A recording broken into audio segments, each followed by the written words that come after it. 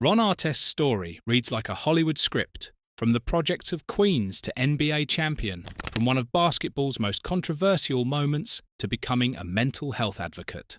But the real story of the man now known as Metta Sandiford-Artest is more complex than any headline could capture. Born in the Queensbridge housing projects of Queens, New York, Ronald William Artest Jr. entered the world on November 13, 1979, in an environment riddled with crime and poverty. For young Ron, basketball became his refuge, escape, and hope for something better. The harsh realities of his neighborhood cultivated a tenacious and fearless mentality that would define his playing style. At St. John's University, his potential truly emerged. While majoring in mathematics, he led the Red Storm to the Elite Eight of the NCAA Division I tournament in 1999, establishing himself as both an academic and athletic force. The Chicago Bulls recognized his potential, selecting him with the 16th overall pick in the 1999 NBA draft. During his 2.5 seasons in Chicago, Artest immediately made his presence felt. His aggressive defensive play and willingness to take on the league's toughest assignments earned him a spot on the NBA All-Rookie Second Team in the 1999-2000 season. But Chicago was just the beginning of what would become a legendary, if turbulent, career.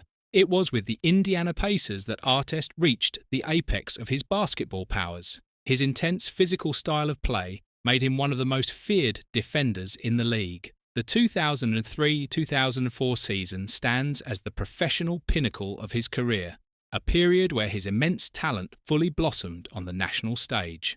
That year, Artest achieved what many players never reach. He became an NBA All-Star for the first and only time in his career, earned All-NBA third-team honors, and most remarkably was awarded the NBA Defensive Player of the Year. The significance of this defensive honor cannot be overstated. Artest became only the 7th perimeter player in NBA history to receive this award, joining an elite group that includes legends like Michael Jordan and Gary Payton.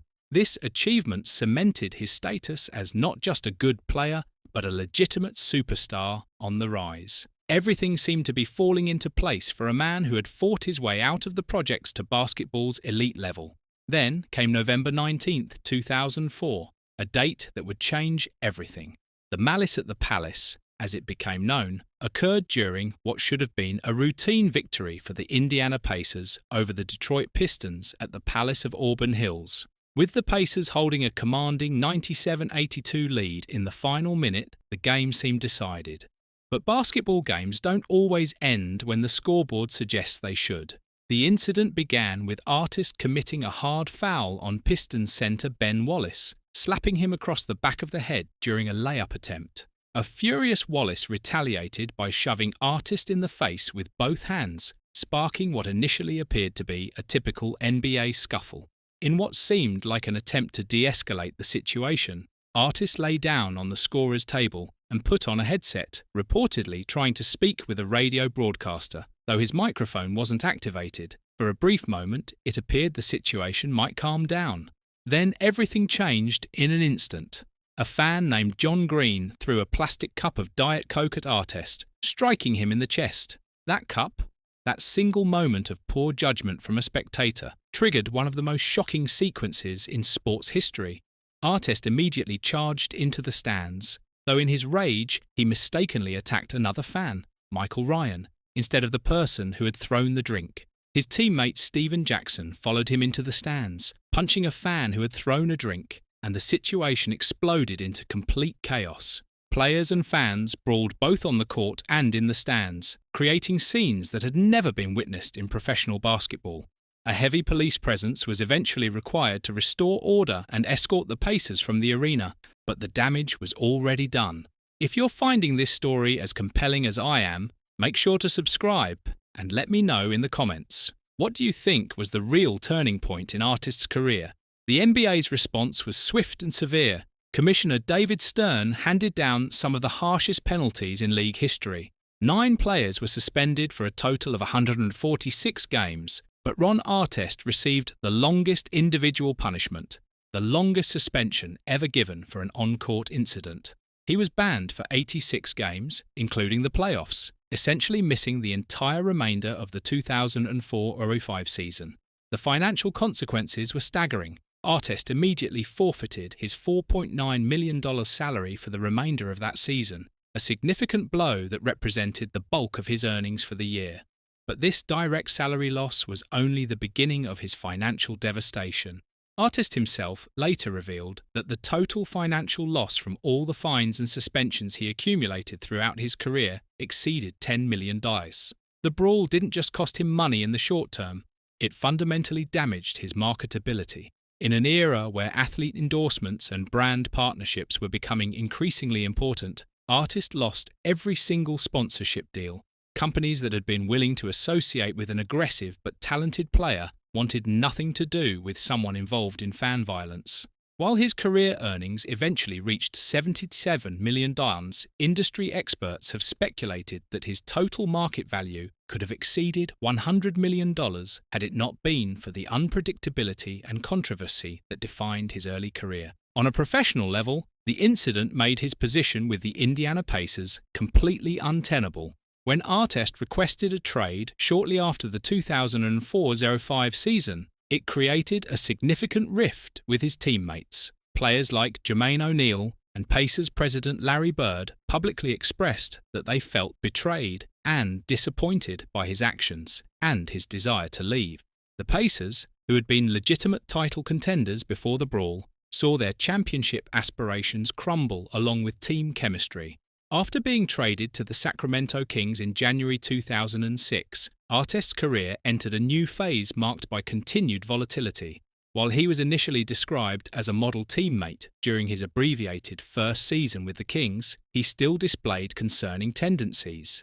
Even during playoffs, he received suspensions for flagrant fouls, showing that his on-court aggression remained problematic. The most significant incident of this period occurred in March 2007. Further complicating any simple redemption narrative, Artest was arrested on suspicion of domestic violence after a woman at his 5-acre suburban estate called 911, alleging that she had been assaulted and that he had used force to prevent her from reporting the crime. Police responded to find a woman who had suffered undisclosed injuries but declined medical attention.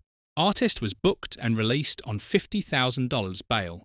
The legal resolution revealed the seriousness of the allegations. Artest pleaded no contest to a misdemeanor domestic violence charge and was sentenced to 3 years of probation, 100 hours of community service, a $600 fine, and a year-long domestic violence treatment program. What made this incident particularly telling was its timing. It occurred just 2 months after Artest had completed the 1-year probation and community service sentence he'd received for his role in the Palace Brawl. This sequence of events demonstrated that the anger management therapy and legal mandates following the 2004 incident hadn't immediately solved his underlying personal struggles. It revealed a man still in the midst of a deep and ongoing transition, underscoring that the path to meaningful personal change is often long and marked by significant setbacks. The domestic violence incident, while less publicized than the brawl, provides crucial insight into understanding how his later transformation into a mental health advocate was genuinely hard-won rather than superficial. Everything began to change when Artest joined the Los Angeles Lakers in 2009. With the Lakers, he found not just a new team, but a new purpose and role on a championship-caliber roster. His defining moment came during the 2010 NBA Finals against the Boston Celtics, where he played crucial defense throughout the series and hit a defining three-point shot in the final minutes of Game 7. This moment of clutch execution on basketball's biggest stage stood in powerful contrast to the chaos he had created in Auburn Hills 6 years earlier. After winning the championship, Artest did something unprecedented in professional sports. He publicly thanked his therapist during post-game interviews. In a league where discussing mental health was still largely taboo, this moment was genuinely groundbreaking. He became one of the first major professional athletes to speak openly about his battles with anxiety and depression, breaking down barriers that had existed for decades. In 2011, Artest made perhaps his most symbolic gesture toward transformation. He legally changed his name to Metta World Peace.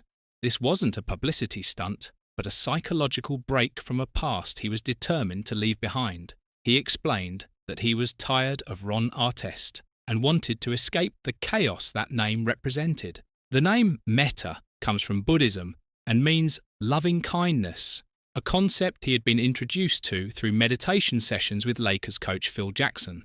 This period marked his emergence as a prominent mental health advocate. His efforts weren't merely verbal, he backed them with significant action.